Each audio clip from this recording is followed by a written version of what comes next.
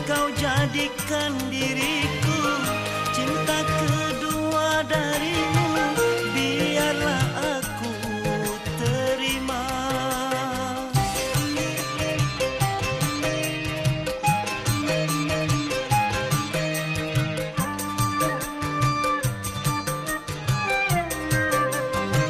Ku tak menyesali kalau diri ini engkau jadikan diriku cinta kedua darimu, biarlah aku terima.